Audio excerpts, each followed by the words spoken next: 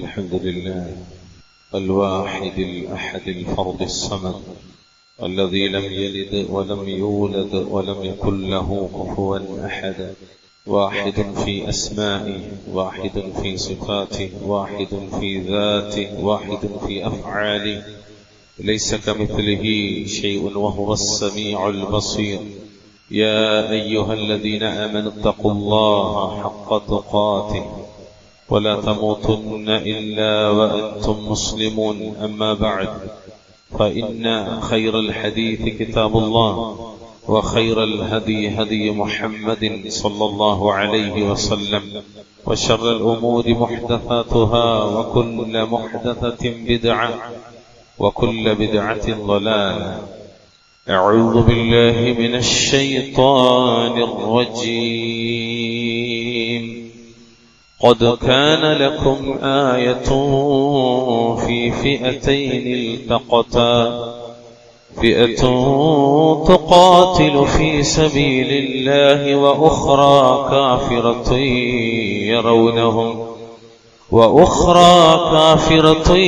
يرونهم مثليهم رأي العين، والله يؤيد بنصره من يشاء، إن في ذلك لعبرة لأولي الأبصار. اتقوا الله عباد الله، أوصيكم وإياي بتقوى الله. ജീവിതത്തിലുടനീളം അള്ളാഹുവിനെ സൂക്ഷിച്ചുകൊണ്ട് ജീവിക്കാൻ ശ്രദ്ധിക്കണമേ എന്ന് ഓർമ്മപ്പെടുത്തുകയാണ്, വസിയത്ത് ചെയ്യുക. റഹ്മാൻ റഹീമീനായ റബ്ബുൽ ഇസ്സത്ത് നാം ഓരോരുത്തർക്കും അതിന് തൗഫീഖ് നൽകി അനുഗ്രഹിക്കുമാറാവട്ടെ. പ്രിയമുള്ളവരെ, ആൾബലമോ ആയുധബലമോ അനുസരിച്ചല്ല മുഅ്മിനീങ്ങൾക്ക് അള്ളാഹു വിജയം നൽകുക, പകരം അവരുടെ വിശ്വാസവും അവരുടെ തവക്കുലും ധീരതയുമൊക്കെയാണ് എന്നതിന്റെ ഏറ്റവും വലിയ ഉദാഹരണമാണ് ഗസ്വത്ത് ബദർ. ബദർ യുദ്ധം എന്നൊക്കെ നമ്മൾ സാധാരണ കേൾക്കുന്ന ആ യുദ്ധത്തിന്റെ പുറകിലെ ഏറ്റവും വലിയ വികാരമത ഈമാനും തവക്കുലും യഖീനുമൊക്കെ. ബദർ എന്ന് പറഞ്ഞാൽ അതൊരു യുദ്ധം മാത്രമല്ല, ഒരു കേവല യുദ്ധമല്ല. പൊതുവെ അറബ് ഗോത്രങ്ങളെ സംബന്ധിച്ച് പഠിപ്പിക്കുന്നിടത്ത് ഖുറൈശികളല്ലാത്ത മറ്റ് ഗോത്രങ്ങളെ കുറിച്ചൊക്കെ പഠിക്കുമ്പോൾ നമ്മൾ മനസ്സിലാക്കുന്നത് അവരൊക്കെ പലപ്പോഴും പരസ്പരം പോരടിച്ചും മറ്റുള്ളവന്റേത് അപഹരിച്ചുമൊക്കെ ഒരു നാടോടികളെ നൊമാഡിയൻസ് ആയി ജീവിക്കുന്ന ഒരു കാലഘട്ടമായിരുന്നു. അപ്പൊ ശരിക്കും അങ്ങനെ ഒരു ഏതെങ്കിലും ഒരു അറബി കലഹ, കുടുംബ കലഹ ഗോത്രത്തിൽ അല്ലെങ്കിൽ കുടുംബ കലഹം അല്ലെങ്കിൽ ഗോത്ര കലഹം എന്ന രീതിയിലുള്ള ഒരു കലഹമായിരുന്നില്ല. അത് ഈമാൻ, തവക്കുൽ, ത്യാഗം, സത്യനിഷ്ഠ എന്നിവയുടെ ഉയർന്നൊരു മാതൃകയാണ്. ഒരു റമദാൻ 17-നായിരുന്നു ബദർ ഉണ്ടായത്. നോക്കൂ, നിങ്ങളുടെ സഹീഹ് മുസ്ലിമിലെ 1763 നമ്പർ ഹദീസായി ഉദ്ധരിക്കുന്ന ആ ഹദീസിൽ കാണാം 319 പേരായിരുന്നു ബദറിൽ പങ്കെടുത്തത്. സഹീഹ് മുസ്ലിം റിപ്പോർട്ടിൽ കാണാം 319 പേർ, 13 319. അവരിൽ പലരും യുവാക്കളായിരുന്നു, കൂടുതലും യുവാക്കളായിരുന്നു. മുഹാജിറുകളിൽപ്പെട്ട യുവാക്കളും ഉണ്ടായിരുന്നു, അൻസാറുകളിൽ അതിലേറെ അൻസാറുകളിൽപ്പെട്ട യുവാക്കളുമുണ്ടായിരുന്നു. ആയുധങ്ങൾ കുറവായിരുന്നു, ഭക്ഷണം കുറവായിരുന്നു, എല്ലാം കുറവായിരുന്നു. പക്ഷെ അവർക്ക് പൂർണ്ണതയുള്ളത് ഒന്നു മാത്രമായിരുന്നു, അതിരില്ലാത്ത ഈമാൻ. അൽഹംദുലില്ലാഹ്, അവരുടെ ഈമാൻ തവക്കുൽ അത് അതിരില്ലാത്തതായിരുന്നു. അള്ളാഹുവിന്റെ ഖുർആനിൽ പ്രത്യേകം എടുത്തു പറയുന്ന ഒരു യുദ്ധമാണ് ഗസ്വത്ത് ബദർ. വിശുദ്ധ ഖുർആനിലെ 3-ാമത്തെ അധ്യായം സൂറത്ത് ആല ഇംറാന്റെ 123-ാമത്തെ ആയത്തിൽ അല്ലാഹു തആല പറഞ്ഞു, വലഖദ് നസറകുമുല്ലാഹു ബിബദരിൻ വഅൻതും അദില്ല. അന്നത്തെ ഹാൽ അല്ലാഹു പറഞ്ഞത്, അല്ലാഹു റബ്ബുൽ ഇസ്സത്ത് നിങ്ങളെ ബദറിൽ സഹായിച്ചിട്ടുണ്ട്. അല്ലാഹു തീർച്ചയായിട്ടും നിങ്ങളെ ബദറിൽ സഹായിച്ചിട്ടുണ്ട്. നിങ്ങൾ എന്ത് അവസ്ഥയിലായിരുന്നു? വഅൻതും അദില്ല, നിങ്ങളപ്പോൾ ദുർബലരായിരുന്നു. ശരിക്ക് മനുഷ്യരുടെ കണക്കിൽ ഏത് ഭൗതികമായ മാനദണ്ഡങ്ങൾ വെച്ച് അളന്നാലും മനുഷ്യരുടെ കണക്കിൽ അസാധ്യമായ ഒരു വിജയമായിരുന്നു ബദർ. ഏത് ഭൗതിക സാഹചര്യം വെച്ച് നോക്കിയാൽ എല്ലാം കുറവായിരുന്നു. ഞാനിവിടെ യുദ്ധത്തെ സംബന്ധിച്ച് വിശദീകരിക്കുന്നില്ല, പക്ഷെ അതിന്റെ ഒരു പ്രാഥമിക ഘട്ടത്തെക്കുറിച്ച് മനസ്സിലാക്കൽ നല്ലത്. എല്ലാം ഒഴിവാക്കിയിട്ടാണ് മദീനയിലേക്ക് പോണത് അള്ളാന്റെ നിശ്ചയപ്രകാരം. ആ മദീനയിൽ എത്തിയിട്ട് അതൊരു ഇസ്ലാമികമായ ഒരു രീതിയിലേക്ക് മദീനയെ അള്ളാഹുവിന്റെ റസൂൽ അള്ളാഹിന്റെ തൗഫീഖിനാൽ കൊണ്ടുവരികയാണ്. അപ്പോഴും ശത്രുക്കളുടെ കുതന്ത്രങ്ങൾക്കൊട്ടും കുറവില്ല. മാത്രമല്ല മദീനത്ത് മുനാഫിഖുകളെ അല്ലെങ്കിൽ അത്തരം ആളുകളെ അന്ന് അബ്ദുല്ലാഹി ഇബ്നു ഉബയ്യ് ഇബ്നു സലൂലിനെ പോലുള്ള ആളുകളെ അവർ കൂട്ടുപിടിച്ചിട്ട് വീണ്ടും മുഹമ്മദ് നബിക്കെതിരെ ഒരുപാട് പ്രശ്നങ്ങൾ ഉണ്ടാക്കുകയാണ്. ഈ ഇടയിലാണ് ഖുറൈശികൾ സാധാരണ നടത്താറുള്ള എന്ന് വിശുദ്ധ ഖുർആനിലെ സൂറത്ത് ഖുറൈശിൽ അല്ലാഹു തആല പറഞ്ഞ 2 യാത്രകൾ, വർഷത്തിൽ നടത്തുന്ന 2 യാത്രകൾ, ഒന്ന് ഷാമിലേക്ക്, മറ്റൊന്ന് യമനിലേക്ക്. അത്തരത്തിലൊരു യാത്രക്ക് പുറപ്പെട്ട അബൂ സുഫിയാൻ റളിയല്ലാഹു തആല അന്ന് ശത്രുപക്ഷത്താണ്, അദ്ദേഹത്തിന്റെ നേതൃത്വത്തിലാണ്.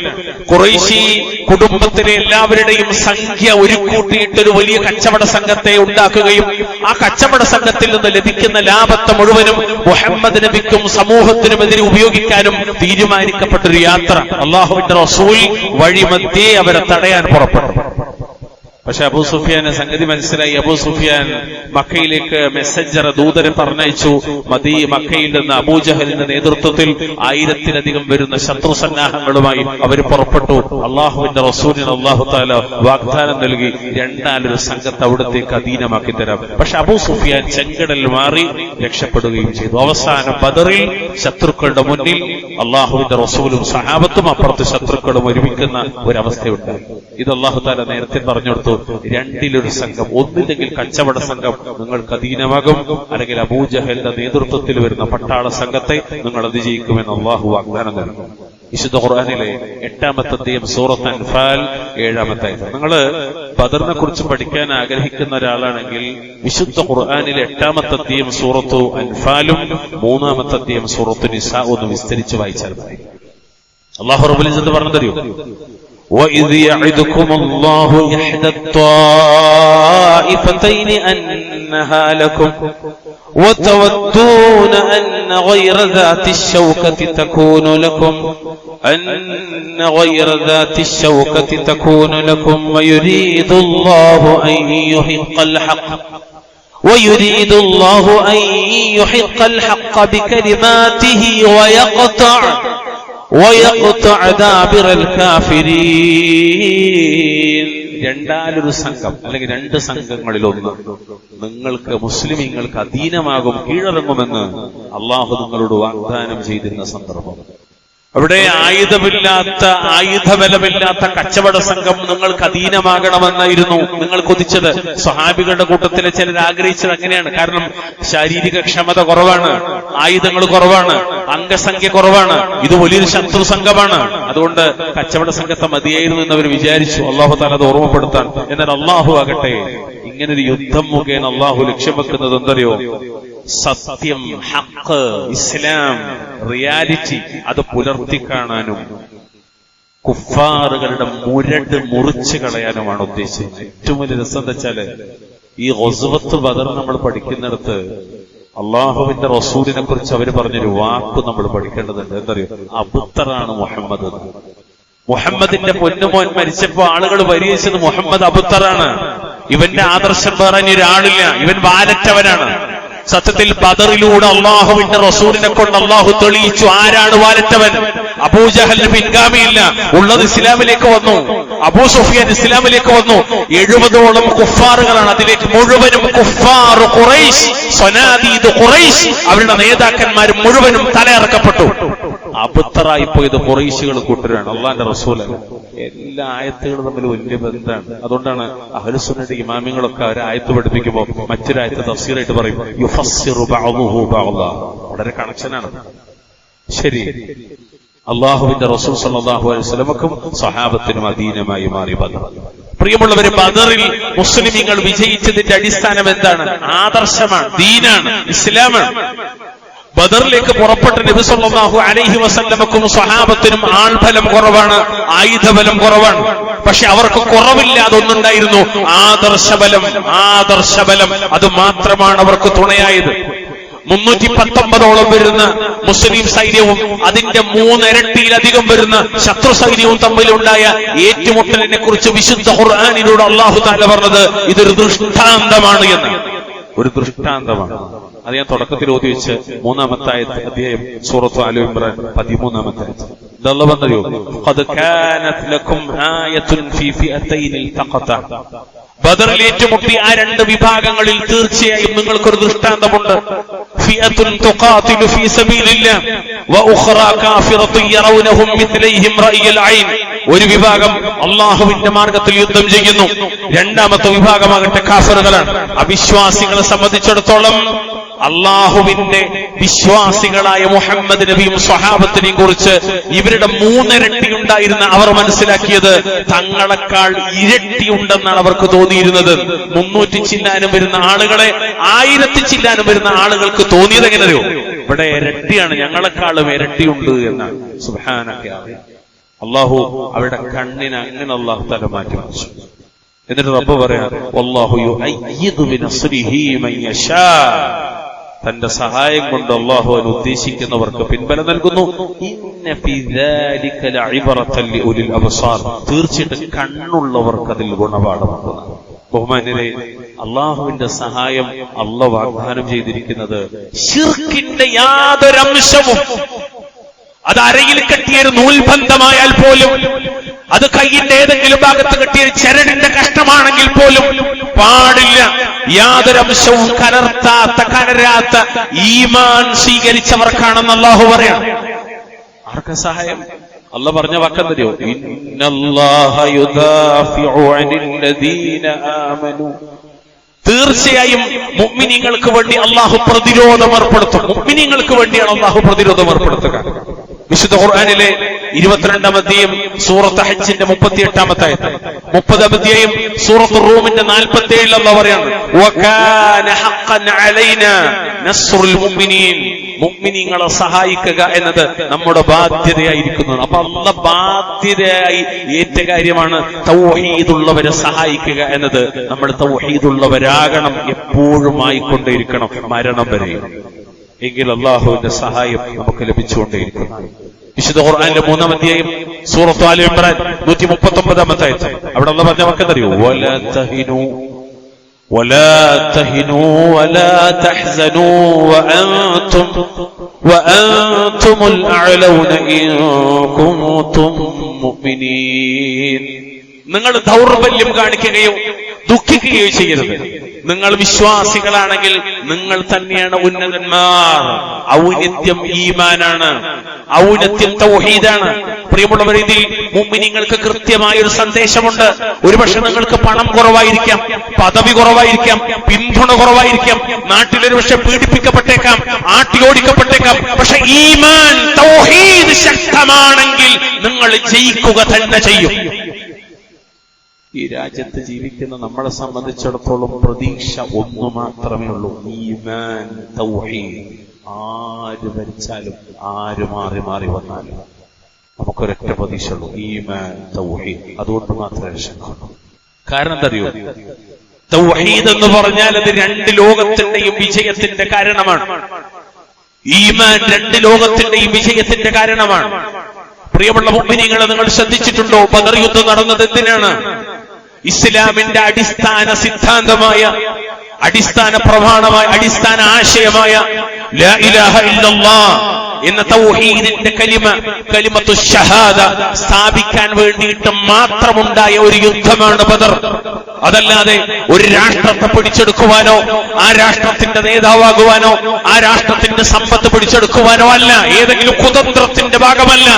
സാധാരണഗതിയിൽ അറബികൾക്ക് പരിചയമുള്ള യുദ്ധഭ്രാന്ത് മൂലമല്ല, പിന്നെയോ അത് ആദർശത്തിന് വേണ്ടി മാത്രമായിരുന്നു. ഹിജറ ആദർശത്തിന് വേണ്ടിയാണ്. പീഡനങ്ങൾ മുഴുവനും ആദർശത്തിന്റെ മാർഗത്തിലാണ്, പ്രതിരോധങ്ങൾ മുഴുവനും ആദർശത്തിന്റെ മാർഗത്തിലാണ്. നമ്മളും ആദർശത്തിന്റെ മാർഗത്തിലേ ചിന്തിക്കാവൂ, പ്രവർത്തിക്കാവൂ. അതല്ലാത്ത മറ്റൊരു വൈകാരിക ബുദ്ധിയും നമുക്ക് വരാൻ പാടില്ല. മക്കയിലെ മുശ്രിക്കുകളും അള്ളാഹുവിന്റെ റസൂൽ സ്വല്ലല്ലാഹു അലൈഹി വസല്ലമയും തമ്മിൽ എന്തപ്പോ തർക്കണ്ടായി? യുദ്ധത്തിലേക്ക് നയിച്ച തർക്കത്തായിരുന്നു. ഓടിക്കപ്പെടാൻ, അട്ടിയോടിക്കപ്പെടാൻ കാരണമായ തർക്കത്തായിരുന്നു. കഴുത്തിൽ മാല ചാർത്താൻ മാത്രം, ഒട്ടകത്തിന്റെ കുടൽ മാല ചാർത്താൻ മാത്രം, പ്രയാസപ്പെടുത്താൻ മാത്രം തർക്കമെന്തായിരുന്നു? പുറകെ നടന്നത് ഭ്രാന്താണ്, ഭ്രാന്താണ്, എന്റെ സഹോദരന്റെ പുത്രന് ഭ്രാന്താണ്, പോയി പോയി ഇവന്റെ വർത്തമാനങ്ങൾ കേൾക്കലിൻ എന്ന് പറഞ്ഞ് കല്ലെടുത്തെറിഞ്ഞ് പിന്നാലെ കൂടാൻ അബൂ ലഹബ് എന്ന അബ്ദുൽ ഉസ്സക്ക് കാരണമായത് എന്താണ്? ആദർശം തൗഹീദ് ഒന്ന് മാത്രമാണ്. പ്രിയമുള്ളവരെ, എല്ലാ സന്ദർഭത്തിലും എല്ലായ്പ്പോഴും അള്ളാഹ്ക്ക് മാത്രമേ ഇബാദത്തുകൾ സമർപ്പിക്കാവൂ എന്നാണ് മുഹമ്മദ് നബി സല്ലല്ലാഹു അലൈഹി വസല്ലം പഠിപ്പിച്ചത്. അഥവാ അള്ളാഹുവിനോട് മാത്രമേ വിളിച്ചു തേടാൻ പാടുള്ളൂ, അവനിൽ മാത്രമേ നേർച്ചർപ്പിക്കാൻ പാടുള്ളൂ, അവനിൽ മാത്രമേ സത്യം ചെയ്യാൻ പാടുള്ളൂ, അവനിൽ മാത്രമേ ബലി സമർപ്പിക്കാൻ പാടുള്ളൂ. ഇങ്ങനെ തുടങ്ങി ഇബാദത്തിന്റെ ഇനങ്ങൾ മുഴുവൻ അള്ളാഹ്ക്ക് മാത്രമേ പാടുള്ളൂ. അള്ളാഹ്ക്ക് പുറമെ മഹാന്മാർക്ക് സമർപ്പിച്ചുകൂടാ, അമ്പിയാക്കൾക്ക് സമർപ്പിച്ചുകൂടാ, ഔലിയാക്കന്മാർക്ക് സമർപ്പിച്ചുകൂടാ. മലക്കുകൾ, ജിന്നുകൾ, കല്ലുകൾ, മരങ്ങൾ, ബിംബങ്ങൾ, വിഗ്രഹങ്ങൾ ഇവയൊന്നും തന്നെ ആരാധിക്കപ്പെടാൻ പാടില്ല എന്ന ഇസ്ലാമിന്റെ ആദർശത്തെ മുശ്രിക്കുകൾ അംഗീകരിച്ചില്ല. അവരുടെ നിലപാടെന്താ? മക്കത്തെ മുശ്രിക്കുകളുടെ നിലപാടെന്തായിരുന്നു? മക്കത്തെ മുശ്രിക്കുകളുടെ എന്തായിരുന്നു? മുശ്രിക്കുകളുടെ നിലപാട് അവര് വിളിച്ചു തേടിയിരുന്ന അള്ളാഹ്ക്ക് പുറമെ അവര് വിളിച്ചു തേടിയിരുന്ന ഇബ്രാഹിം നബി, ഇസ്മായിൽ നബി, ലാത്ത, ഉസ്സ, ഹുബല്, മനാത്ത, ഇവർക്കൊന്നും സ്വയം കഴിവില്ല, ഇവരൊന്നും സ്വയം കഴിവുള്ളവരല്ല. ഞങ്ങൾ അവരോട് സഹായാർത്ഥന നടത്തിയാൽ അവർ അള്ളാഹു കൊടുത്ത കഴിവുകൊണ്ട് നമ്മെ സഹായിക്കും എന്നതായിരുന്നു മുശ്രിക്കുകളുടെ വിശ്വാസം. ഒന്ന്. രണ്ടാമത്തെ കാര്യം, അള്ളാഹ്ക്ക് പുറമെ ആരാധ്യന്മാരെ സ്വീകരിച്ചിട്ടുള്ള മക്കയിലെ മുശ്രിക്കുകളുടെ വാദം, ഞങ്ങളെന്തിന് ഇബ്രാഹിം നബിയോട് പ്രാർത്ഥിക്കുന്നു, എന്തിന് ലാത്തയെ വിളിച്ചു തേടുന്നു, എന്തിനവർക്ക് നേർച്ച വഴിപാടുകൾ സമർപ്പിക്കുന്നു എന്ന് ചോദിച്ചാൽ അള്ളാഹുവിന് പുറമെയുള്ള ഞങ്ങളുടെ ആരാധ്യന്മാർ അള്ളാഹുവിന്റെ അടുക്കൽ ഞങ്ങൾക്കുള്ള ശുപാർശക്കാരാണ്, ശഫാഅത്തുകാരാണ് എന്നതായിരുന്നു അവരുടെ രണ്ടാമത്തെ വാദം. ഞാൻ പറഞ്ഞല്ല. അള്ളാഹുവിന്റെ വിശുദ്ധ ഖുർആൻ 10-ാമത്തെ അധ്യായം സൂറത്ത് യൂനുസ് 18-ാമത്തെ ആയത്ത് എന്താ വാക്കെന്നറിയോ? വയഅബുദൂന മിൻ ദൂനില്ലാഹി മാ ലാ യദുർറുഹും വലാ യൻഫഉഹും ويقولون هؤلاء شفعاؤنا عند الله. അള്ളാഹുവിന് പുറമെ അവർക്ക് ഉപകാരമോ ഉപദ്രവമോ ചെയ്യാത്തതിനെ അവർ ആരാധിച്ചുകൊണ്ടിരിക്കുന്നു. ഇവർ അഥവാ ഈ ആരാധിച്ചുകൊണ്ടിരിക്കപ്പെടുന്ന ആരാധ്യ വസ്തുക്കൾ അള്ളാഹുവിന്റെ അടുക്കൽ ഞങ്ങൾക്കുള്ള ശുപാർശക്കാരാണ് എന്നവർ പറയുകയും ചെയ്യുന്നു. ഈ ആയത്തിന്റെ വ്യാഖ്യാനത്തിൽ പിന്നീട് അവസാന കാലഘട്ടത്തിൽ അഹ്ലുസുന്നത്തിലേക്ക് തൗബ ചെയ്തു മടങ്ങിയ മഹാനായ ഇമാം ഫഖ്റുദ്ദീൻ റാസി റഹ്മത്തുള്ളാഹി അലൈഹി അവിടുത്തെ തഫ്സീർ റാസിയിൽ രേഖപ്പെടുത്തുന്ന ഒരു വചനമുണ്ട്. അതെന്താണ്? ഇന്നഹും വദഉ ഹാദിഹിൽ അസ്നാമ വൽ ഔഥാന അലാ സുവരി അംബിയാഇഹിം വഅകാബിരിഹിം. ഈ വിഗ്രഹങ്ങളെയും ബിംബങ്ങളെയും അവരുടെ നബിമാരുടെയും മഹാത്മാക്കളുടെയും രൂപത്തിലാണ് അവർ ഉണ്ടാക്കി വെച്ചത്. എന്നിട്ട് അദ്ദേഹം പറയാണ്, വസഅമു അന്നഹും متستغلوا بعبادة هذه التماثيل فإن أولئك الأكابر يكونون شفعاء لهم عند الله تعالى. ഈ പ്രതിമകൾക്കുള്ള ആരാധനയിൽ അഥവാ മുഹമ്മദ് നബി അല്ലാത്ത മുമ്പുള്ള നബിമാർ, ആ നബിമാരുടെ പ്രതിമകൾ അവരുണ്ടാക്കി വെച്ചു, മഹാത്മാക്കളുടെ പ്രതിമകൾ അവരുണ്ടാക്കി വെച്ചു. എന്നിട്ട് അതിനെ ആരാധിക്കുമ്പോൾ ആ മഹാത്മാക്കൾ അള്ളാഹുവിന്റെ അരികെ തങ്ങൾക്ക് ശുപാർശക്കാരാകുമെന്ന് അവർ കൽപ്പിക്കുകയും അല്ലെങ്കിൽ അങ്ങനെ അവര് സംസാരിക്കുകയും ജൽപ്പിക്കുകയും ചെയ്തു. എന്നിട്ട് ഇമാം റാസി ആ കാലഘട്ടത്തിൽ, ഇമാം റാസി ഇത് എഴുതുന്ന കാലഘട്ടത്തിലെ ഒരു കാര്യം വരെയാണ്. അത് വായിക്കുമ്പോൾ എനിക്ക് തോന്നുന്നു ഇത് 2026 കേരളത്തിലെ കാര്യമാണോ, 2026 കേരളത്തിലെ കാര്യമാണോ എന്ന് എനിക്ക് തോന്നിപ്പോയി. നമുക്കും ചിലപ്പോൾ തോന്നി. ഞാൻ പറയുമ്പോൾ استغال كثير من الخلق بتعظيم قبور الأكابر على اعتقاد أنهم إذا عظموا قبورهم فإنهم يكونون شفعاء لهم عند الله. മഹാത്മാക്കളുടെ ഖബറുകളെ ആദരിക്കുന്നതിൽ അനേകം സൃഷ്ടികൾ ഇക്കാലത്ത് ഏർപ്പെട്ടിട്ടുള്ളത്, അനേകം മനുഷ്യർ ഇക്കാലത്ത് ഏർപ്പെട്ടിട്ടുള്ളത് ഇതിന് തുല്യമാണ്. ഏതിനു തുല്യം? മഹാത്മാക്കളെ വിളിച്ചു തേടുന്ന മക്കത്തെ മുശ്രിക്കിന്റെ വിശ്വാസത്തിന് തുല്യമാണ് ഖബറാളികളെ ബഹുമാനിക്കുന്ന ആളുകൾ എന്ന് ഇമാം റാസി. എന്നിട്ട് അദ്ദേഹം പറയാണ്, തങ്ങൾ അഥവാ ഞങ്ങൾ അവരുടെ ഖബറുകളെ ആദരിച്ചാൽ ഈ പരിസരത്ത് എത്രയോ ഖബറുകളുണ്ട്, ഒരുപാട് ഖബറുകളുണ്ട്. അങ്ങ് പൊന്നാനിയിൽ ഒരുപാട് ഖബറുകളുണ്ട്. ഈ ഹൈവേയുടെ ഓരത്ത് പോലും ഒരു ഖബറുണ്ട്. അങ്ങനെ ആദരിച്ചാൽ അവർ, ആ ഖബറാളികൾ, അല്ലാഹുവിങ്കൽ ഞങ്ങൾക്ക് ശുപാർശക്കാരാകുമെന്നാണ് അവരുടെ വിശ്വാസം. ഇതാരുടെ വിശ്വാസമാണ്? ഇമാം റാസി പറഞ്ഞത് മക്ക മുശ്രിക്കിന്റെ വിശ്വാസമാണ്. ഈ വിഭാഗവും അള്ളാനോട് മാത്രം എന്ന് പറഞ്ഞ് പഠിപ്പിച്ച റസൂലുള്ളാഹിയും സഹാബത്തും തമ്മിലാണ് ബദറിൽ ഏറ്റുമുട്ടിയത്. ഒന്നുകൂടി നന്നാക്കി പറഞ്ഞാൽ, ജീവിതത്തിൽ എല്ലാ കാര്യവും അള്ളാനോട് മാത്രം എന്ന് വിശ്വസിച്ച സ്വഹാബത്തും റസൂലും സ്വഹാബത്തും, ഇപ്പുറത്ത് കുറച്ചു കാര്യം അള്ളാനോടും കുറച്ചു കാര്യം മഹാത്മാക്കളോടും അല്ലെങ്കിൽ രണ്ടൂട്ടരോടും കൂടി എന്ന് വിശ്വസിക്കുന്ന മക്കത്തെ മുശ്രിക്കുകളും തമ്മിലായിരുന്നു ബദർ യുദ്ധമുണ്ടായത്. വല്ലാഹുൽ മുസ്തആൻ. അല്ലാഹു തആല കാത്തിരക്ഷിക്കുമാറാകട്ടെ. പ്രിയമുള്ളവരെ, അവര് വിപത്ഘട്ടങ്ങളിലോ മക്കത്തെ മുശ്രിക്കുകൾക്ക് എന്തെങ്കിലും പ്രയാസം ഉണ്ടായാലോ അവർ അല്ലാഹുവിനോട് മാത്രം ദുആ ചെയ്യുന്നവരാണ്. കുടുങ്ങുമ്പോൾ അല്ലാഹുവിനോട് മാത്രമേ ചോദിക്കുള്ളൂ. അതാണ് വിശുദ്ധ ഖുർആനിലെ 29-ാമത്തെ സൂറത്ത് അൻകബൂത്തിന്റെ 65-66 ആയത്ത്. فإذا ركبوا في الفلك دعوا الله مخلصين له الدين فلما نجاهم إلى البر إذا هم يشركون. എന്നാൽ അവർ മുശ്രിക്കുകൾ കപ്പലിൽ കയറിയാൽ അള്ളാഹുവിന് മാത്രം തനിച്ചാക്കിക്കൊണ്ട് കീഴ്വണക്കം, അവര് അള്ളാഹ്ക്ക് മാത്രം തനിച്ചാക്കിക്കൊണ്ട് നിഷ്കളങ്കമായ നിലയിൽ അവരോട് മാത്രം അവർ വിളിച്ചു തേടും. ഇനിയോ ലിയക്ഫുറൂ ബിമാ ആതൈനാഹും വലിയതമത്തഉ ഫസൗഫ യഅലമൂൻ എന്ന് അല്ലാഹു തആല വീണ്ടും പറയാം. എന്നിട്ട് അവരെ فلما نجاهم الى البر اذا هم يشركون. എന്നിട്ട് അല്ലാഹു തആല അവരെ കരയിലേക്ക് രക്ഷപ്പെടുത്തിയാലോ അപ്പോഴതാ അവനോട് പങ്കു ചേർക്കുന്നു. ഇത് മുമ്പ് ആരൊക്കെ വിളിച്ചു തേടിയിരുന്നോ അപ്പൊ അവര് വീണ്ടും വിളിച്ചു തീർക്കും. കുടുങ്ങുമ്പോൾ അല്ലാഹുവിനോട് മാത്രം. ഈ ആയത്ത് വിശദീകരിച്ചുകൊണ്ട് മഹാനായ ഇമാം ഇബ്നു ജരീർ അത്ത്-തബരി റഹ്മഹുല്ലാഹ് അദ്ദേഹത്തിന്റെ തഫ്സീറിൽ ആദ്യത്തെ മുഫസ്സിറാണ്. അദ്ദേഹം കൊടുക്കുകയാണ്, യഖൂൽ അഖ്ലിസൂ ലില്ലാഹി ഇൻദ ശിദ്ദത്തി അല്ലതി നസലത് ബിഹിം അത്ത്-തൗഹീദ്. അവർക്ക് പ്രയാസമുണ്ടാകുന്ന സന്ദർഭത്തിൽ അല്ലാഹുവിനെ മാത്രം അവരേകനാക്കും. വഅഫ്റദൂ ലഹു അത്ത്-ത്വാഅ, ഇബാദത്ത് അവന് മാത്രമാക്കും. വഅദ്അനൂ ലഹു ബിൽ ഉബൂദിയ്യ, അടിമത്തം അവന് മാത്രം അവർ സമർപ്പിക്കും. വലം യസ്തഗീസൂ ബിആലിഹതിഹിം വഅൻദാദിഹിം, അള്ളാഹ്ക്ക് പുറമെ അവർ വിളിച്ചു തേടുന്ന, നേർച്ചർപ്പിക്കുന്ന, സത്യം ചെയ്യുന്ന അവരുടെ ആരാധ്യന്മാരോടും സമന്മാരോടും അവർ ഇസ്തിഗാസ ചെയ്യുകയില്ല. മഹാന്മാരോട് ഇസ്തിഗാസ ചെയ്യുകയില്ല. വലാകിൻ ബില്ലാഹില്ലദീ ഖലഖഹും, മറിച്ച് എല്ലാരും സൃഷ്ടിച്ച അള്ളാഹുവിനോട് മാത്രം അവർ വിളിച്ച് സഹായം തേടും എന്നാണ് അള്ളാഹു ഈ ആയത്തിലൂടെ പറയുന്നത്. സുബ്ഹാനക യാ അല്ലാഹ്.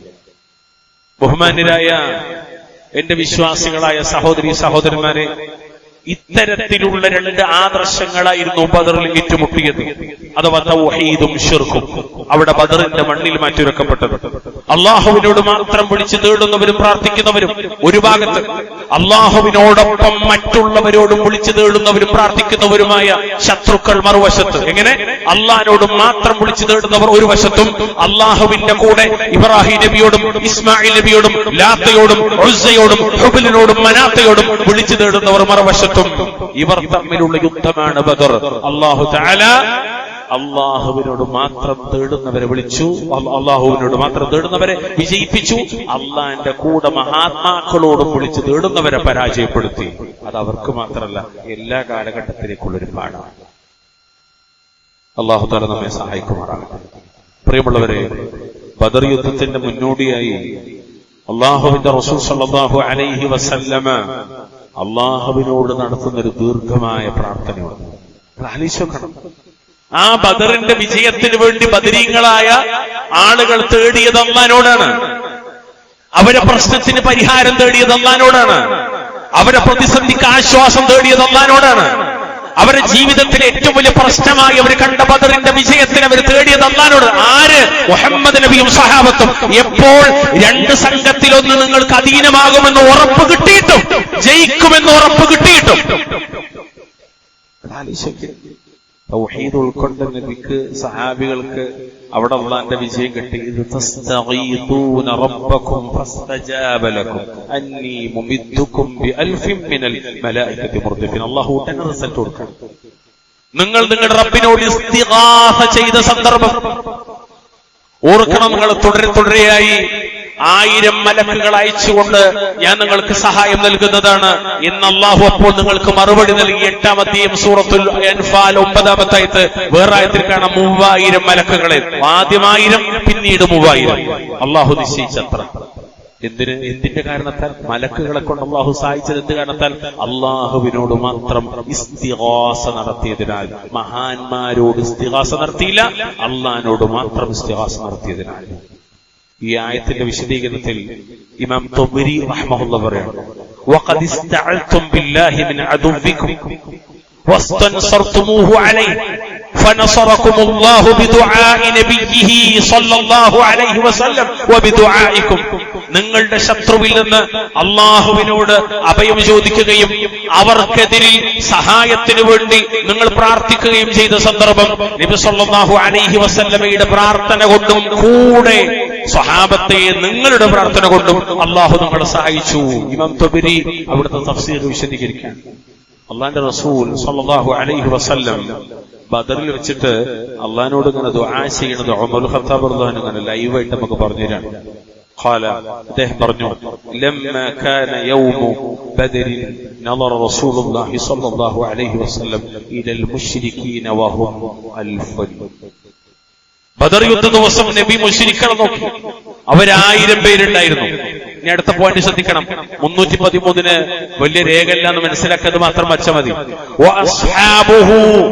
അവിടുത്തെ സ്വഹാബത്തോ 319 റജുലൻ. അവിടുത്തോടുന്ന സ്വഹാബത്താകട്ടെ 319 പേരുണ്ടായിരുന്നു. 13 അല്ല, 319 എന്ന് പിന്നെ ആൾക്കാർ ഇതൊക്കെ തിരിച്ച ഹദീസിനാണ്. ഇമാം മുസ്ലിമിന്റെ ഹദീസിനാണ് പച്ചയായിട്ട് എഴുതിയത്. ഈ മഹാനായ ബദരീങ്ങൾ പങ്കെടുത്ത ബദറിലെ പ്രധാനിയായ ഉമറുൽ ഖത്താബ് അവരാണ്. അതും ഉമ്മത്തിലെ 2ാമൻ സയ്യിദുന ഉമറുൽ ഖത്താബ്. فاستقبل نبي الله صلى الله عليه وسلم القبلة. الله رسول قبلة തിരിഞ്ഞു. ثم مد يديه فجعل يحتف بربه. അള്ളാഹിനോട് ഇങ്ങനെ കൈ നീട്ടി ഖിബലയിലേക്ക് തിരിഞ്ഞിട്ട് റബ്ബിനോട് തേടിക്കൊണ്ടേയിരുന്നു. ദുആയുടെ ഏറ്റവും വലിയ മര്യാദ ഉയരത്തിലേക്ക് ഇങ്ങനെ പിടിക്കണ ഒരു ദുആ അഹ്ലുസുന്നത്ത് പഠിപ്പിച്ചില്ല. ഇങ്ങനെ ഒപ്പിക്കുന്ന ദുആ, ഇങ്ങനെ പിടിച്ചിട്ട് 2 ചിറകൊച്ചമായി പിടുത്തല്ല, ഇല്ല, ഇങ്ങനെ പിടിക്കണ ദുആ മാത്രമേ ഇസ്ലാം പഠിപ്പിച്ചിട്ടുള്ളൂ. ഉയർത്തി, അല്ലാഹുവിലേക്ക് ഉയർത്തി, കൈ ഉയർത്തി. എന്നിട്ട് അല്ലാഹുമ്മ അൻജിസ് ലി മാ വഅതനി, അല്ലാഹുമ്മ ആതി മാ വഅതനി, അല്ലാഹുമ്മ ഇൻ തഹ്ലിക് ഹാദിഹിൽ ഇസാബത്തു മിൻ അഹ്ലിൽ ഇസ്ലാം ലാ തുഅബദു ഫിൽ അർദ്. ഒരു റിവായത്തിൽ അങ്ങനെ ഇമാം മുസ്ലിം അവിടുന്ന് പ്രാർത്ഥിച്ചു, അല്ലാഹുവേ നീ എന്നോട് ചെയ്ത വാഗ്ദാനം നിറവേറ്റി തരണേ. 2 സംഘത്തെ ജയിക്കാന്ന് പറഞ്ഞല്ലോ, അത് നീ നിറവേറ്റി തരണേ. അല്ലാഹുവേ, ഇസ്ലാമിന്റെ ആൾക്കാരായി ഈ ഒരു ചെറു സംഘത്തെ നീ എങ്ങാനും നശിപ്പിച്ചാൽ ഭൂമിയിൽ ഒരിക്കലും നിനക്ക് ആരാധന ചെയ്യപ്പെടുകയുണ്ടാവുകയില്ല. ഈ സമൂഹം തകർന്നാൽ പിന്നെ ഉണ്ടാവൂല ഖിയാമത്ത് നാൾ വരെ ഒരു വിഭാഗം ഉണ്ടാവുക. അവസാനത്തെ നബിയാണ്. ആ നബിയിൽ വിശ്വസിച്ച് ഏതാനും ആൾക്കാരാണ്. ഇവര് തകർന്നാൽ പിന്നെ തീര് തകർന്നു. അള്ളാന്റെ റസൂലിന്റെ പ്രാർത്ഥനയാണ് ദീന് നിലനിൽക്കാൻ വേണ്ടിയുള്ള ദുആ. നിങ്ങളാലോചിച്ചോക്കി, അല്ലാഹുവിന്റെ റസൂലിന്റെ ദുആ ഒരു യുദ്ധ ദുആ മാത്രമല്ല പ്രിയമുള്ളവരെ, ഇത് അല്ലാഹുവിന്റെ റസൂലിന്റെ പ്രാർത്ഥന. ദീനിന്റെ ഭാവിക്ക് വേണ്ടി കരഞ്ഞ നബിയുടെ ഹൃദയത്തിന്റെ നിലവിളിയാണ്. ദീനിന്റെ ഭാവിക്ക് വേണ്ടി കരഞ്ഞ മുഹമ്മദ് നബിയുടെ ഹൃദയത്തിന്റെ നിലവിളി. സഹോദരങ്ങളെ, നമ്മൾ അവസാനമായിട്ട് കരഞ്ഞ് റബ്ബിനോട് ദുആ ചെയ്ത സമയം എപ്പോഴാണ്? ഇന്നലെ രാത്രി നമുക്ക് കഴിഞ്ഞു, മിഞ്ഞാന്ന് കഴിഞ്ഞു, ഈ നോമ്പ് കഴിഞ്ഞിട്ട് നമുക്ക് കഴിഞ്ഞു. അല്ലാഹുവോട് കരഞ്ഞ് ദുആ ചെയ്യാൻ നമ്മളെ പ്രശ്നങ്ങൾക്ക്, നമ്മളെ പ്രയാസങ്ങൾക്ക്, ഈ മണ്ണിൽ നമ്മൾ അനുഭവിക്കുന്ന അസ്തിത്വ പ്രതിസന്ധിക്ക്, SIR പോലുള്ള ചില വിഷയങ്ങളിൽ നമ്മൾ ഭാവിയിൽ വരാനിരിക്കുന്ന പ്രതിസന്ധിയെ മുന്നിൽ കണ്ടിട്ടെങ്കിലും റബ്ബിനോട് ദുആ ചെയ്യാൻ നമുക്ക് കഴിഞ്ഞു. അല്ലാഹുവിന്റെ റസൂൽ ദുആ ചെയ്തതുപോലെ അല്ലാഹുവിന്റെ റസൂൽ അങ്ങനെ പ്രാർത്ഥിക്കുന്നു. അവസാനം ഖിബലക്ക് അഭിമുഖമായി കൈകൾ നീട്ടി തന്റെ തോളിലും തലയിലിട്ട തട്ടൊക്കെ തോളിലേക്ക് താഴേക്ക് വീഴുന്നവരെ അവിടുന്ന് ഇങ്ങനെ റബ്ബിനോടുള്ള പ്രാർത്ഥന തുടർന്നുകൊണ്ടേയിരുന്നു. അപ്പൊ അബൂബക്കറിന്റെ അടുത്തേക്ക് വന്നു. അവിടുത്തെ ഈ മേൽത്തട്ടെടുത്തിട്ട് റസൂലിന്റെ ശരീരത്തിലേക്ക് തന്നെ വെച്ചിട്ട് തോളിൽ വെച്ചിട്ട് അവിടുത്തെ പിന്നിൽ നിന്ന് ഇങ്ങനെ കെട്ടിപ്പിടിച്ചിട്ട് അബൂബക്കർ പറഞ്ഞു, യാ നബി അല്ലാഹ്, അല്ലാഹുവിന്റെ റസൂലേ, കദാക മുനാശദതുക റബ്ബുക ഫഇന്നഹു സയൻജിസു ലക മാ വഅദക. മതി റസൂലേ, നിർത്തി. നിങ്ങളുടെ റബ്ബിനോടുള്ള പ്രാർത്ഥന നിങ്ങൾ മതിയാക്കും. അള്ളാഹു നമ്മൾക്ക് വാഗ്ദാനം ചെയ്ത് അവൻ നമ്മൾക്കായി നിറവേറ്റും എന്ന് അബൂബക്കർ പുറകീന്ന് കെട്ടിപ്പിടിച്ച് നബിയോട് പറയണം. മതി നബിയെ എത്തിക്കാളിൽ 1763 നമ്പറായി ഇമാം മുസ്ലിമിന്റെ സ്വഹീഹിൽ ധരിക്കാൻ. ഇതിന്റെ ഏറ്റവും വലിയ രസം എന്താ വെച്ചാല്, മുഹമ്മദ് നബി ഇവിടെ ഇങ്ങനെ ദുആ ചെയ്യുന്ന സമയത്ത് അപ്പുറത്ത് വേറൊരാൾ ദുആ ചെയ്യും. അതാണ് ഏറ്റവും രസം. ചരിത്രത്തിൽ മുഹമ്മദ് നബിയുടെ ഏറ്റവും വലിയ ശത്രുവായ അബൂജഹൽ യുദ്ധം ഇങ്ങനെ കൊടുമ്പിരി കൊള്ളാണ്. ഇമാം അഹ്മദിന്റെ മുസ്നദിൽ 23661 നമ്പറായി ഉദ്ധരിക്കുന്ന ഹദീസിൽ കാണാം, അല്ലാഹുമ്മ അഖ്തഉനാ ലിർറഹിം വആതനാ ബിമാ ലാ യുഅറഫ് ഫഅഹ്നിഹിൽ ഉദാ. അല്ലാഹുവേ, ലാത്തേ ഉസ്സേ ഹുബലേ മനാത്തേ ഇബ്രാഹിം നബി എന്നല്ല, മുഹമ്മദ് നബി വിളിച്ചു തേടി അല്ലാഹുവോട്, അല്ലാഹുവേ, മുഹമ്മദ് ഞങ്ങളിൽ കുടുംബബന്ധം മുറിച്ചവനാണ്, ഞങ്ങൾക്കറിയാത്ത ദീനുമായി വന്നവനാണ്, അവനെ നീ നശിപ്പിക്കണമേ. നിങ്ങൾ വിചാരിക്കും അത് അബൂജഹൽ പ്രാർത്ഥിച്ച ഹദീസിൽ വന്നല്ലേ? അള്ളന്നെ പറഞ്ഞു 8-ാം അധ്യായം സൂറത്ത് അൻഫാൽ 32-ാമത്തെ ആയത്ത്. എന്താ ആയത്തറിയോ? وَإِذْ قَالُوا اللَّهُمَّ إِنْ كَانَ هَذَا هُوَ الْحَقَّ مِنْ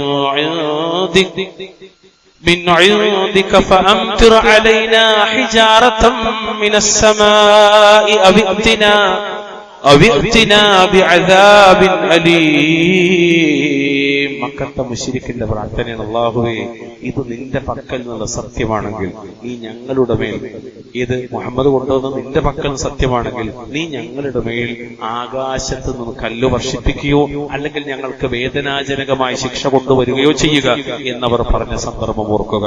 അപ്പോഴാണ് അല്ലാഹു തആല ഈ ആയത്തിറക്കിയത്. തൊട്ടു താഴായത്ത്, വമാ കാന അല്ലാഹു ലിയുഅദ്ദിബഹും വഅൻത ഫീഹിം വമാ കാന അല്ലാഹു മുഅദ്ദിബഹും വഹും യസ്തഗ്ഫിറൂൻ.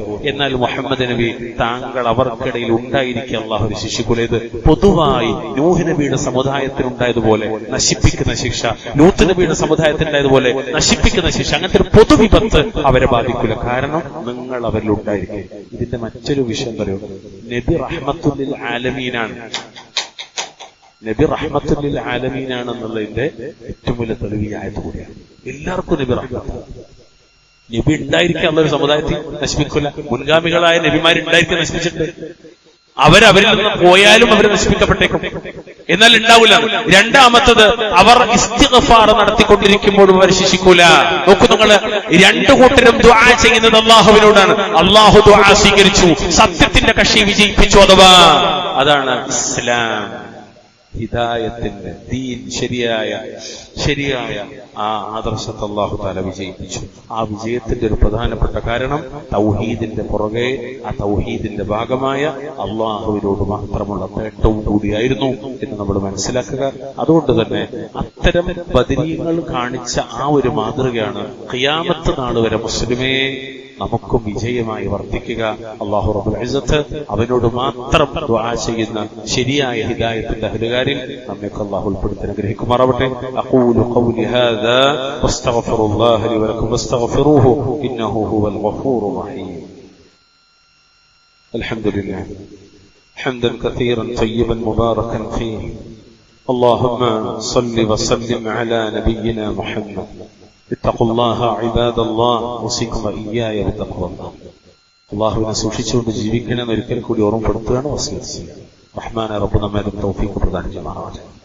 ഇവിടെ നമ്മൾ മനസ്സിലാക്കിയത് അല്ലാഹുവിന്റെ റസൂലും സ്വഹാബത്തും അല്ലാഹുവിനോട് മാത്രം തേടുന്നവരും അബൂജഹലും സംഘവും അല്ലാഹുവിനോടും കൂടെ മഹാന്മാരോടും വിളിച്ച് പ്രാർത്ഥിക്കുന്നവരുമായിരുന്നു.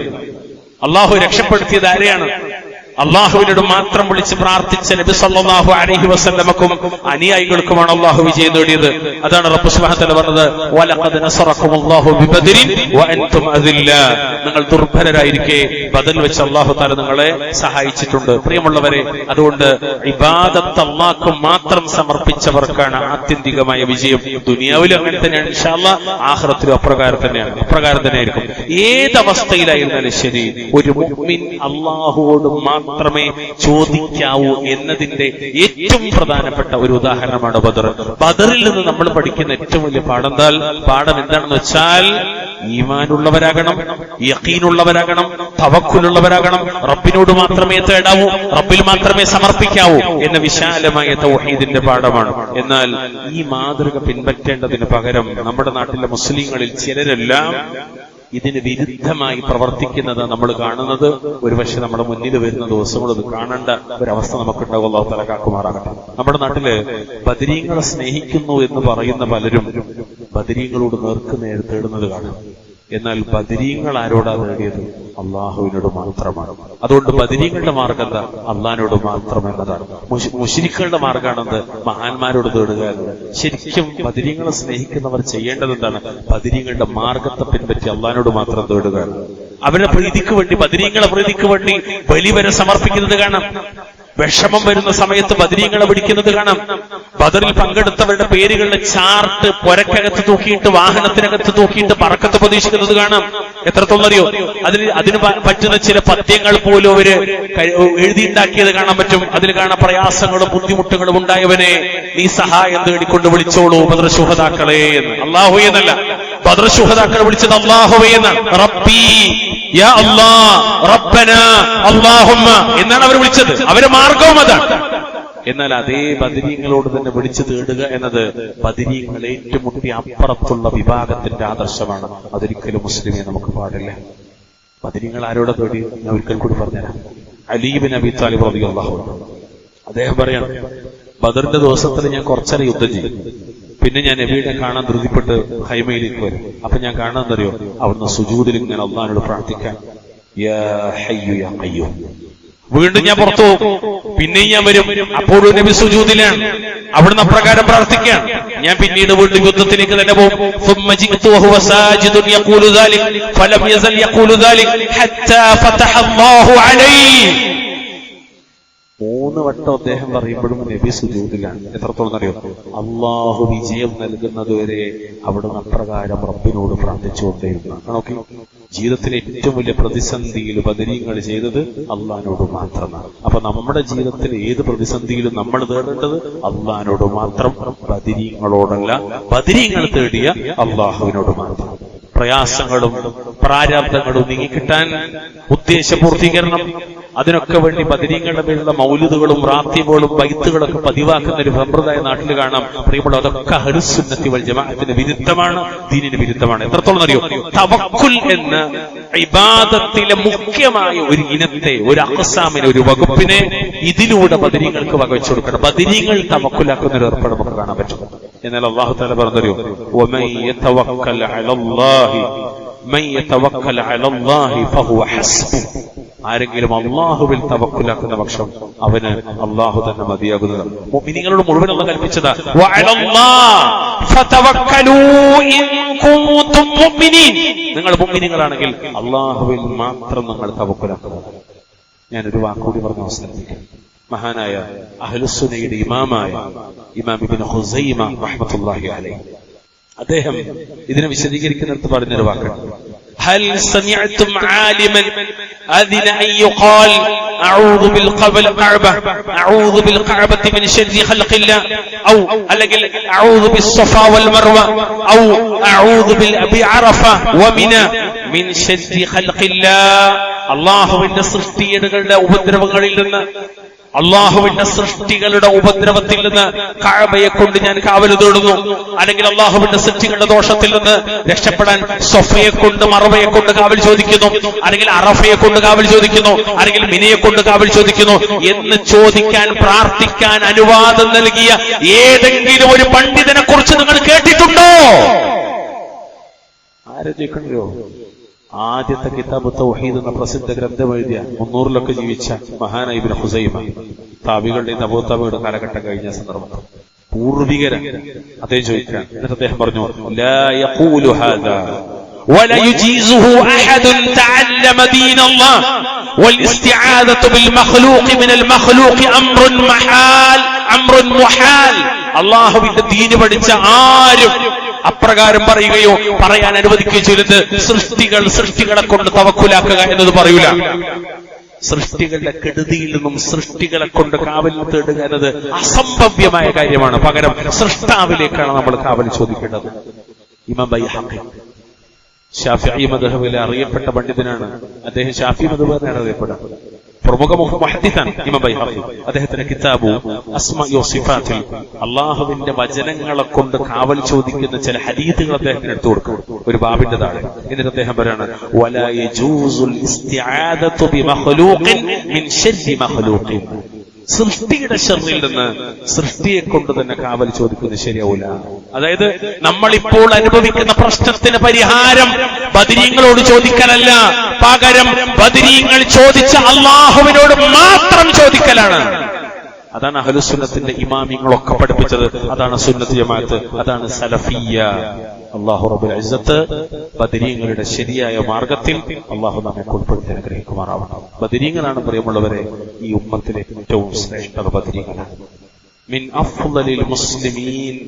ആരാണ് മുസ്ലിങ്ങളുടെ കൂട്ടത്തിൽ ഏറ്റവും ശ്രേഷ്ഠരെന്ന് ജിബ്രീൽ നബിയോട് ചോദിക്കുമ്പോൾ നബി പറഞ്ഞ വാക്കെന്നറിയോ? മാ തഅദ്ദൂന അഹ്ല ബദരിൻ ഫീക്കും. നിങ്ങളെ കൂട്ടത്തില് ബദറിൽ പങ്കെടുത്തവരെ കുറിച്ച് നിങ്ങൾ ആരായിട്ടാണ് കണക്കാക്കുന്നത് ചോദിച്ചപ്പോൾ ജിബ്രീലിനോട് നബി പറയാണ്, അവര് മുസ്ലിങ്ങളുടെ കൂട്ടത്തിൽ ഏറ്റവും ഉത്തമരാണ്. അപ്പൊ ജിബ്രീൽ മറുപടി പറഞ്ഞതറിയോ? വകദാലിക മൻ ശഹീദ ബദ്റൻ മിനൽ മലായികതി. ഞങ്ങളും മലക്കളെ കൂട്ടത്തിൽ ഏറ്റവും ശ്രേഷ്ഠരാണ് ബദറിൽ പങ്കെടുത്ത മലക്കളാണ്. അഹ്ലുസുന്നത്തിന്റെ ഇമാമായ ഇമാം മഹാനായ ഇബ്നു തൈമിയ്യ റഹിമഹുല്ലാഹ് അൽ-ഹറാനി അവിടുന്ന് പറയുന്നത് ഈ ഉമ്മത്തിലെ ഏറ്റവും ശ്രേഷ്ഠർ ബദരീങ്ങളാണ്. പ്രിയമുള്ളവർ, ആ ബദരീങ്ങളുടെ മാർഗം എന്താണ്? തവക്കുലിന്റെ, ത്യാഗത്തിന്റെ, ഇസ്തിസ്ലാം, സമർപ്പണത്തിന്റെ, എല്ലാ നിലക്കുള്ള യഖീനിന്റെ, അല്ലാഹു മതി, അല്ലാഹുവിനോട് മാത്രം മതി എന്ന ഇബാദത്തിന്റെ, ഉബൂദിയത്തിന്റെ അങ്ങേയറ്റമാണ്. അവരുടെ മാർഗമാണ് നമ്മൾ സ്വീകരിക്കേണ്ടത്. ആ മാർഗമാണ് ഈ ആധുനിക കാലഘട്ടത്തിലും നമുക്ക് ഏറ്റവും പ്രധാനമായത്. എല്ലാ നിലക്കുള്ള ഫിത്നയിൽ നിന്ന് രക്ഷപ്പെടുത്താനും ആ മാർഗമാണ് നമ്മൾ സ്വീകരിക്കേണ്ടത്. അല്ലാഹു തആല ബദരീങ്ങളുടെ മാർഗം പിൻപറ്റി ബദരീങ്ങളുടെ കൂടെ ജന്നത്തുൽ ഫിർദൗസിൽ ഒരുമിച്ച് കൂടാൻ അല്ലാഹു തൗഫീഖ് പ്രദാനം ചെയ്യുമാറാവട്ടെ. അല്ലാഹു ബദരീങ്ങളുടെ കൂടെ ജന്നത്തുൽ ഫിർദൗസിൽ ഒരുമിക്കാൻ അല്ലാഹു തൗഫീഖ് പ്രദാനം ചെയ്യുമാറാവട്ടെ. ജന്നത്തുൽ ഫിർദൗസിൽ ഒരുമിക്കാൻ അല്ലാഹു തൗഫീഖ് പ്രദാനം ചെയ്യുമാറാവട്ടെ. ആ ബദരീങ്ങളുടെ മാർഗങ്ങളെ പഠിച്ച് പകർത്തി അത് പ്രബോധനം ചെയ്ത് അവരോടൊപ്പം കഴിയാൻ അല്ലാഹു തൗഫീഖ് പ്രദാനം ചെയ്യുമാറാവട്ടെ. അല്ലാഹു സുബ്ഹാനഹു വ തആല നമ്മുടെ പാപങ്ങൾ മുഴുവനും പുറത്തു മാപ്പ് നൽകുമാറാവട്ടെ. അല്ലാഹു നമ്മുടെ ഇണകളിൽ, നമ്മുടെ മക്കളിൽ കൺകുളിർമ പ്രദാനം ചെയ്യുമാറാവട്ടെ. എല്ലാവിധ ശാരീരിക, മാനസിക, സാമ്പത്തിക വിഷമതകളും അല്ലാഹു തആല നമ്മെ കാത്തുരക്ഷിക്കുമാറാവട്ടെ. ലോകത്തിന്റെ വിവിധ കോണുകളിൽ പ്രയാസപ്പെടുന്ന ഉമ്മത്ത് മുസ്ലിം അല്ലാഹു അവർക്ക് സമാധാനം ചെയ്യുമാറാവട്ടെ. വിശിഷ്യ ഗൾഫ് ലോകത്ത് നടക്കുന്ന പ്രതിസന്ധി അല്ലാഹു അതിന് പെട്ടെന്ന് ആശ്വാസം പ്രദാനം ചെയ്യുമാറാവട്ടെ. ഒരു വശത്ത് അമ്പിയാക്കളുടെ ശത്രുക്കളായ യഹൂദന്മാർ, മറുവശത്ത് സ്വഹാബത്തിന്റെ ശത്രുക്കളായ ശിയകൾ. ഈ രണ്ട് ശർറിൽ നിന്നും അല്ലാഹു തആല ഉമ്മത്തിനെ കാത്തുരക്ഷിക്കുമാറാവട്ടെ. അല്ലാഹു യഹൂദന്റെ ശർറിൽ നിന്ന് മുഅ്മിനീങ്ങളെ കാക്കുമാറാകട്ടെ. അല്ലാഹു ശിയഇസത്തിന്റെ ശർറിൽ നിന്നും അഹ്ലുസുന്നത്തിനെ അല്ലാഹു കാക്കുമാറാവട്ടെ. അഹ്ലുസുന്നത്തിന്റെ മണ്ണ് ശിയഇകൾ കയ്യേറി കലാപങ്ങൾ ഉണ്ടാക്കി, കുഴപ്പങ്ങൾ ഉണ്ടാക്കി, ഫിത്നകൾ ഉണ്ടാക്കി ഒരുപാട് മുന്നോട്ട് പോയിട്ടുണ്ട്. അല്ലാഹുവേ, അതിൽ നിന്ന് മുഴുവൻ അവരെ പുറംതിരിച്ചോടിച്ച ആ മണ്ണിനെ അഹ്ലുസുന്നത്തിന്റെ മണ്ണാക്കി നിലനിർത്താൻ അല്ലാഹു ഞങ്ങൾക്ക് നീ തൗഫീഖ് പ്രദാനം ചെയ്യണമേ. അല്ലാഹു മസ്ജിദുൽ അഖ്സയെ നീ മോചിപ്പിക്കണമേ. ആ മസ്ജിദുൽ അഖ്സയിൽ നിസ്കരിക്കാനുള്ള തൗഫീഖ് പ്രദാനം ചെയ്യണമേ. രണ്ട് ഹറമകൾ അഹ്ലുസുന്നത്തിന്റെ കീഴിലായതുപോലെ മസ്ജിദുൽ അഖ്സയും ഇഖ്വാനികളുടെയോ അല്ലെങ്കിൽ ശിയകളുടെയോ റാഫിദുകളുടെയോ അത്തരം കൂട്ടുകെട്ടിന്റെയോ കയ്യിലാകാതെ അഹ്ലുസുന്നത്തിന്റെ കയ്യിലേക്ക് അല്ലാഹു മസ്ജിദുൽ അഖ്സയെ ഖുദ്സിനെ നീ ഏൽപ്പിക്കണമേ. അല്ലാഹുമ്മ അഇസ്സൽ ഇസ്ലാമ വൽ മുസ്ലിമീൻ വഅദിൽ അശ്ശിർക വൽ മുശ്രിക്കീൻ. അല്ലാഹുമ്മ اغفر للمؤمنين والمؤمنات والمسلمين والمسلمات والأحياء منهم والأموات. ربنا آتنا في الدنيا حسنة وفي الآخرة حسنة وقنا عذاب النار. سبحان ربك رب العزة عما يصفون وسلام على المرسلين والحمد لله رب العالمين ولذكر الله أكبر والله يعلم ما تصنعون.